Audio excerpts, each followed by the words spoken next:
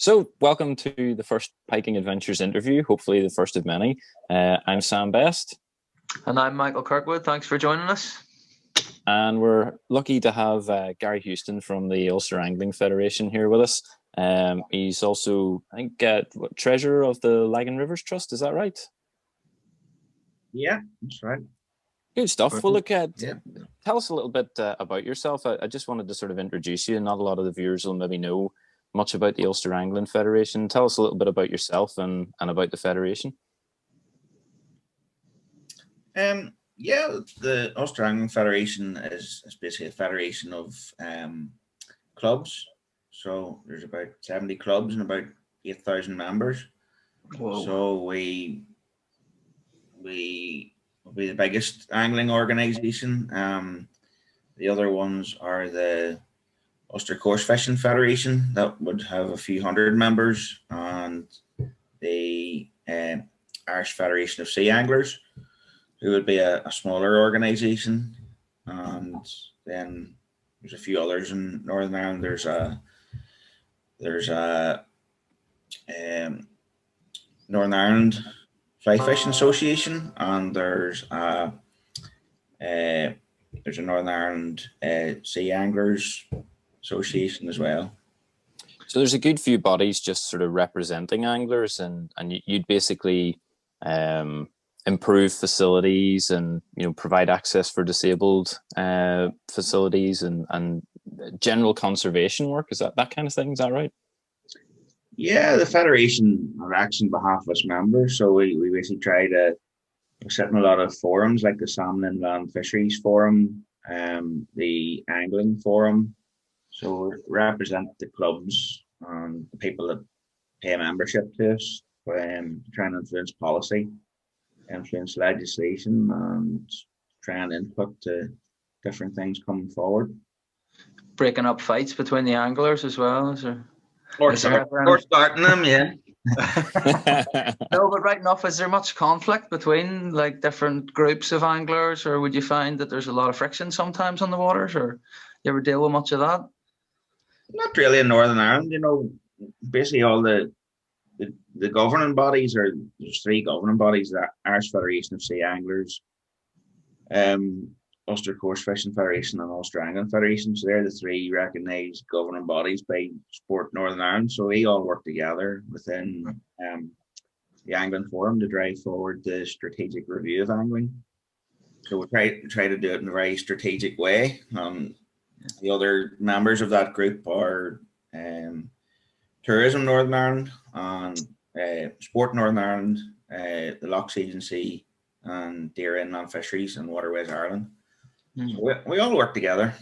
There's basically a strategic review took place in February 2014. That's the big copy there. So there's a set series of things within that what we work towards. Is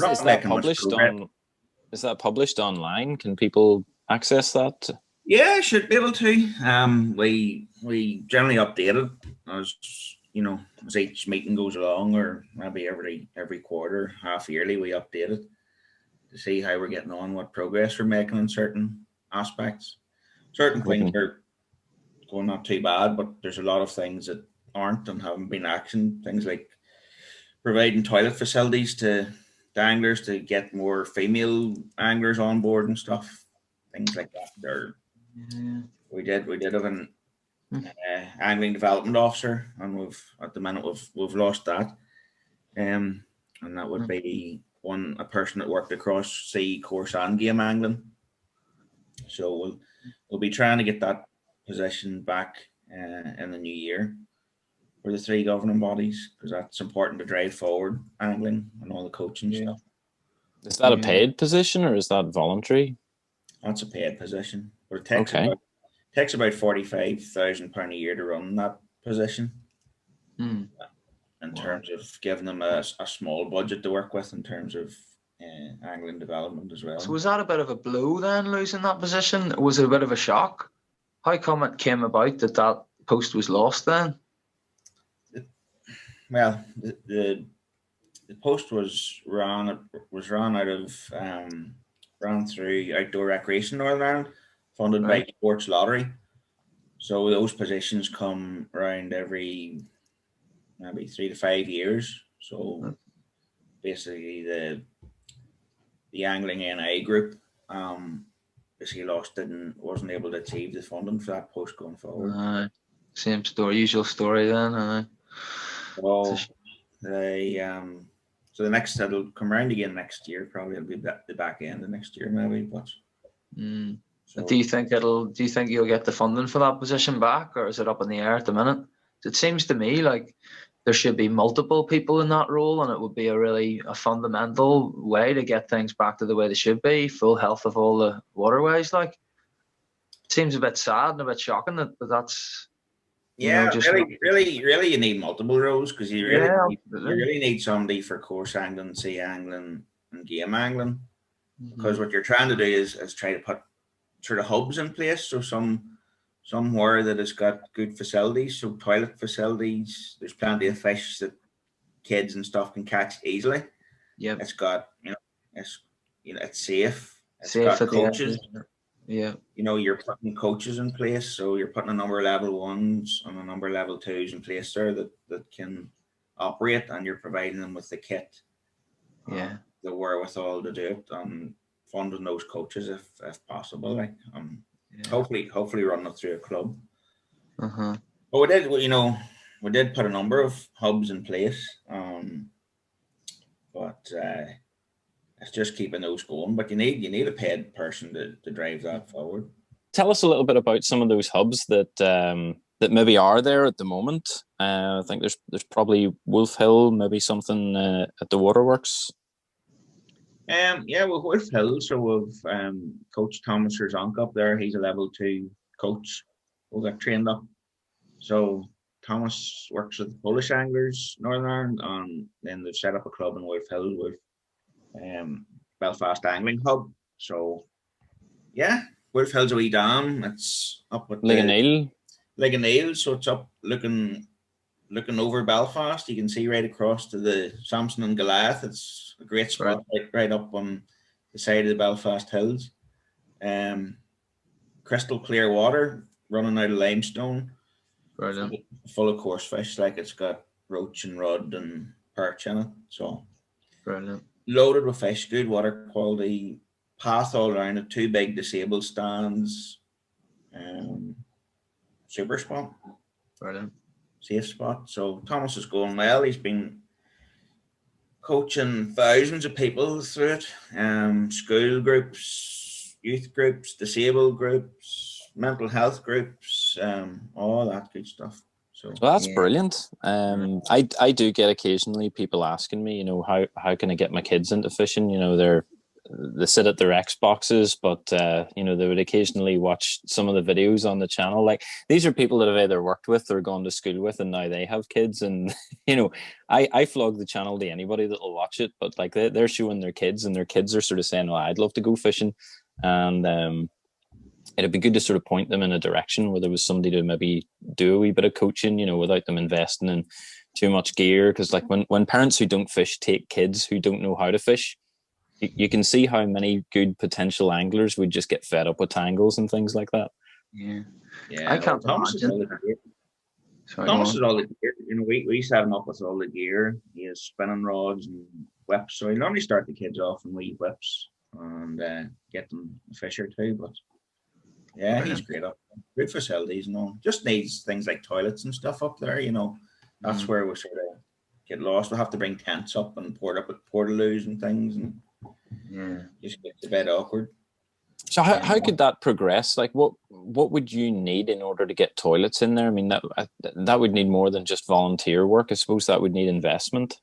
Needs investment. At the end of the day, I keep saying it, like, you've got 2 government departments with responsibility for promoting and developing angling. You've got the Lochs Agency, who's a cross-border body, and with a remit for angling, and you've got Deer Inland Fisheries, who so both of them are basically funded by DERA. So they both have a remit for the promotion and development of angling. So between them and Sport Northern Ireland, they need to begin pushing a few more grant opportunities clubs' way.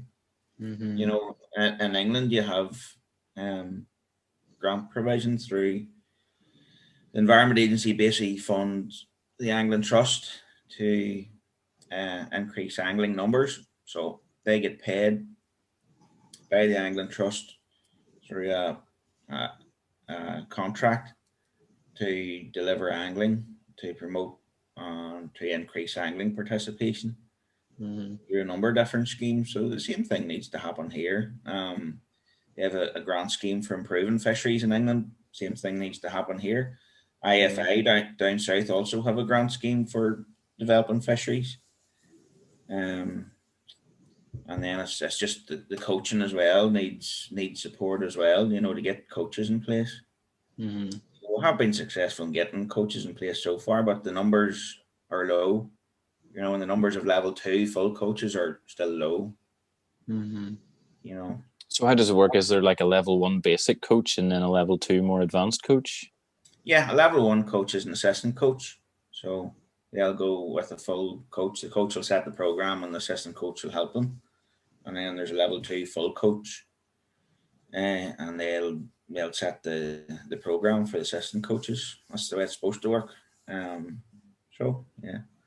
And we would train those through the Angling Trust and First for Sport. So they use that system. Yeah. And you would think going forward, like I didn't want to bring up the bloody coronavirus or anything, but you would think going forward, those sorts of programs and opportunities for kids are going to become more and more important as mental health issues come more and more to the fore. Like I was never given the option of going fishing at school, but I know I would have absolutely loved it. And it would have been nice to be on the same, you know, playing field as everyone, being a complete novice and not like learning on the bank from my dad, who was also a bit of a novice. Like, you know, all those mishaps we could have done without if we had been taught at school. It does make a huge difference. I was self-taught basically, and it took me years of frustration, and I nearly took my eye out once when I was fly fishing with a big gold-headed fritz. Just split my eye right there. I didn't know you had to wear glasses, eye protection. I didn't know anything, and I was whipping this thing around and still caught one. Like, but no, I would have loved to have had a bit of guidance. Like, I really would. I mean, I do think it probably made me a better angler in some small ways, perhaps, but generally, like, oh flip, I would have loved to have had that early tutelage from anyone. Like, doing a great job. Like, you know, you've Northern Ireland Cross Community Angling as well. They brilliant. They have a lake down in Lochrees, down in the Ards Peninsula, just outside Newton Ards. So they've got like a trout lake for fly fishing, and they've got a canal section for coarse fishing. Yeah. There's got carp and roach and tench and everything in it. Brilliant.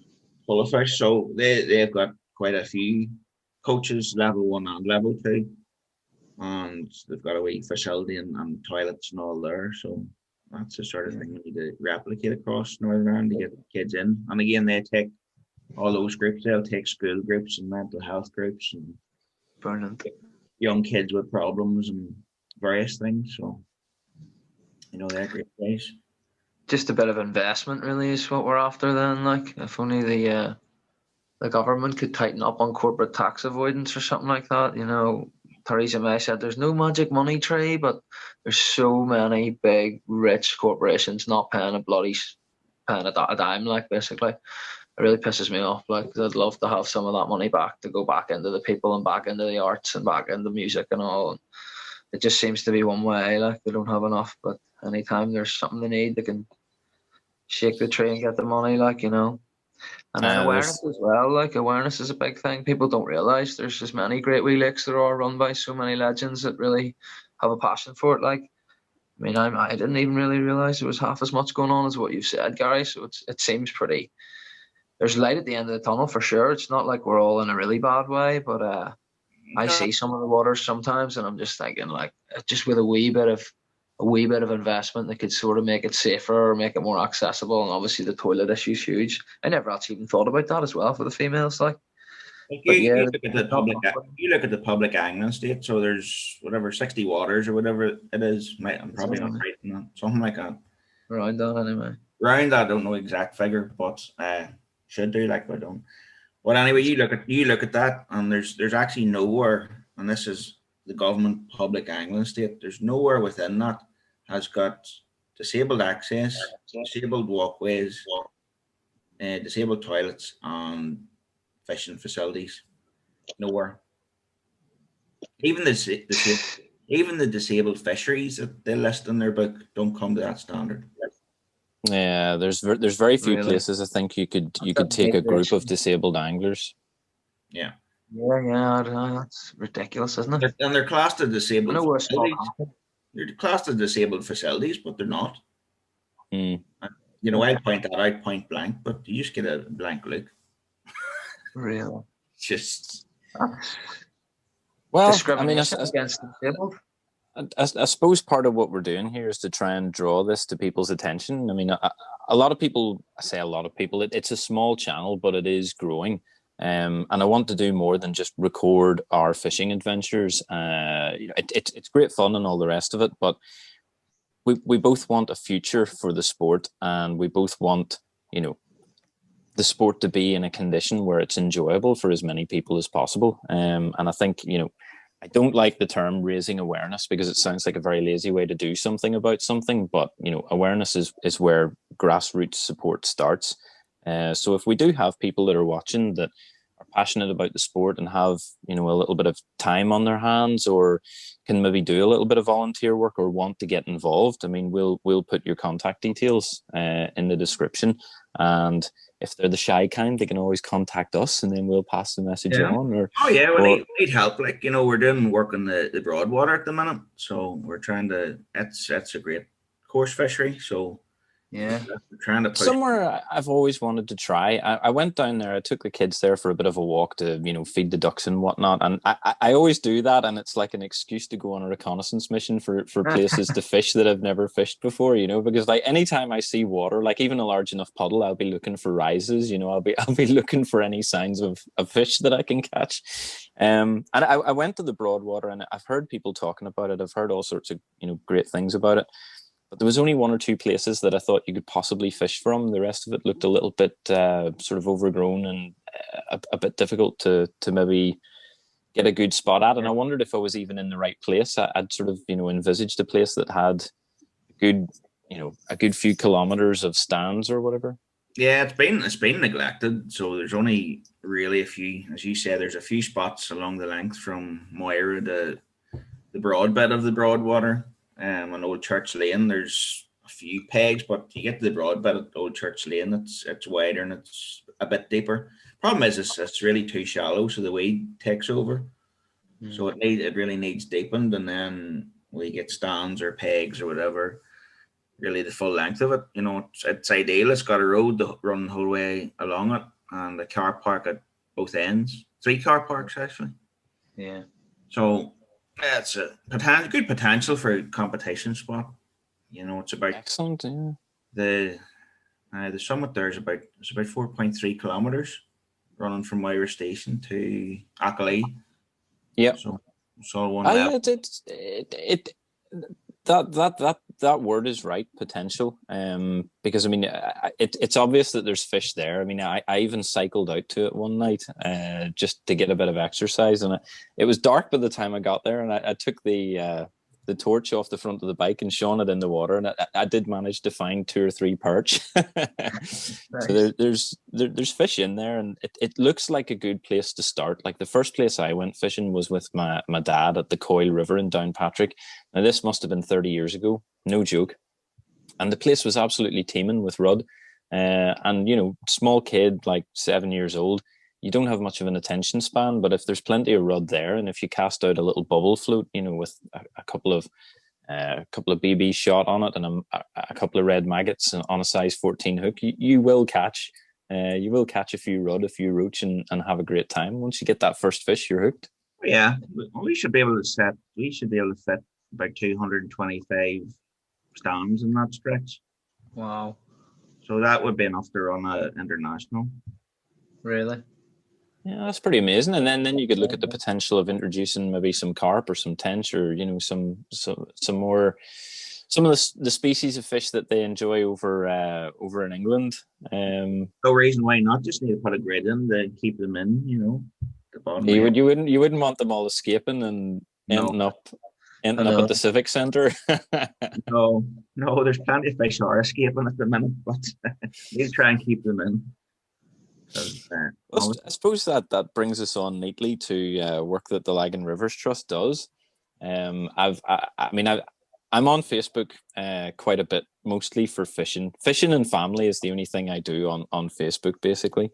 And as you get into the sort of fishing community on Facebook, I've been following some of the stuff that the Lagan Rivers Trust has done. There's two individuals in particular. I think one's called William Marsden and the other is Ivan Chambers, and they tend to do a lot of work removing brambles and trimming things and getting the Lagan in decent shape where it's been neglected, and a lot of sort of campaigning for lobbying to get weirs removed and whatnot. You could definitely tell us a little bit about that and why it's important. The Lagan's quite special to me because I live in Lisburn, so I see it every day. Yeah, we're a trust was try to do wet feet things, so get people in and doing things, because there's too many charities don't actually do anything. So it's supposed to be a doing charity. So we'll get into canals and fix them. We crawl across rivers over ladders to try and get the fish passes and get down into fish passes and unblock them that the government agencies can't be bothered doing. We are basically trying to get the water quality to good status. So improve the fish species, remove the weirs, reinstate the river, look after the spawning beds. So at the minute we're working, we have things like boats, and we have a 3.2 ton bobcat digger to take out weirs. We have a drone purchased last week for doing excellent. A wee DJI Mavic Mini for doing survey work. Probably doing a bit of casting things as well, like like an aerial bait boat. Aerial bait boat. The bait copter. Yeah. It's really to show off what the work we're doing and get it on the Facebook and stuff. So just showing what we're doing. So at the minute we've got 21,000 at the minute to do. Basically work up flood risk assessments for removing weirs, flood risk, topographical, geomorphological surveys, all that nice stuff that you have to do before you're allowed to take out weirs. Because weir removal is not something that any of our agencies have any experience in or know anything about in Northern Ireland. It just doesn't happen. They love weirs and they love building weirs, and really, it's really difficult. If you were in England, a different matter. Scotland, Wales. Yeah, I saw that the rest of the world, but Northern Ireland. Well, this is something a backward little place with a load of ignorant civil servants. Couldn't put it better myself. I don't know how. It's like pushing stuff uphill all the time. Yeah. But you keep going. Like, we've been trying to take out some weirs for about 8 years now, and we're still pushing, and we're still trying to get assessments done. And even if we get the assessments done, we're not guaranteed. We then have to put forward our project, and we're still not guaranteed to do those things. At least we're getting funded to do the assessments to build up, and then maybe next year, if we got approval for them, then we can put forward for maybe more funding to actually do the work. But the idea behind this is that you remove the weir and the river gets to run sort of fast and free and a little bit deeper and generally support more biodiversity. Is that right? No, not necessarily deeper or faster. You're basically trying to let all fish species get upriver to spawn. It's about migration and movement then, yeah. More about migration and movement. Like at the minute on the Colin Glen Rivers, the river we're working on in Belfast. So there's 3 weirs there. So we're looking at the bottom one we rock ramped last year. So we basically put a lot of big boulders in below it to let fish over. Because fish could really only get about 200 meters from the Lagan, and then they were stuck at a wall. So we rock ramped that last year, but there's still a weir there that we will remove, hopefully. And you get up into Dunmurray, there's another real nasty like 2-step weir, which is difficult for fish to get over. Certainly eels and things can't get over it. Lamprey and things like that. And then when you get up into Conglen Forest Park, there's a huge, big, massive weir. It's a couple of meters tall. So it needs taken out. There's nothing can get over it at all. It's totally impossible. A complete obstruction there. And what we're talking about is eels, salmon, sea trout, lamprey, whatever. Why, if the fish can't get up it, are those not being removed as a matter of preference and importance? Well, out of the 3 weirs, the bottom one, we don't know what the purpose of it is at all. You can't find any historical things. Who has put it in? Why? It's quite small, like, but it's just a problem in low flows. Not too bad now. We've rock ramped it, but the middle one was an old mill weir, so it hasn't been used in hundreds of years. So it's totally irrelevant. And the upper one was also a mill weir. And again, it's totally irrelevant. The mill is no longer there. So they've no purpose, but to get them out, you see you're contending with Rivers Agency and the flood risk. So they're basically saying, if you take that out, there'll be a change to the flood risk of the river. So either the river's going to move faster, it's going to move sediment, it's going to cause erosion. This is why you need to do all the assessments, and this is why flood storage. Yeah, so that's why you have to do all the assessments. And the assessments might come back and say, "Well, yeah, Rivers Agency is right. You shouldn't be doing that." And that's fine too. I don't know. I would, as an angler, maybe just not as an angler, just as a fish person. It seems that the fish should have importance, and you might have a slightly increased risk of floods in certain areas, but surely you got to work around that to mitigate it. And the fish getting up the river is imperative because they're huge. Well, they're equally as important part of the ecosystem as any other living fish or being. But if the fish can't get up, you got to let the fish up and work around it and put the money into it and sort it out. It seems so obvious to me. I mean, I know not everyone cares passionately about fish and all, but everyone should care a little bit about the breeding grounds and the fact that they're able to reproduce and that your country and your countryside and your waterways are healthy. Everyone should care about that. Even if you're not taught it in school, it should be something that everyone takes a little bit of pride in. I've got cousins in Montana, and they're just totally different, I think, to a lot of the way people view it over here. They're separate to it a lot of the time over here, which is really unfortunate. Their species cannot get past Stromellus Weir on the Lagan, which is at the tidal interface.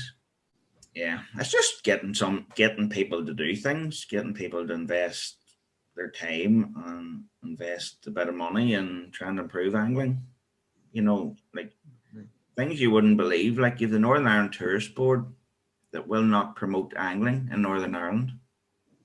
Have said as much. It's been a while since I've seen any proper tourist marketing for angling in Northern Ireland. There's more promotion of Loch Earn by Inland Fisheries Ireland, which are from another country, than there is anybody doing it in Northern Ireland. You get a weekly newsletter from Inland Fisheries showing all the nice pike and all caught in Loch Earn.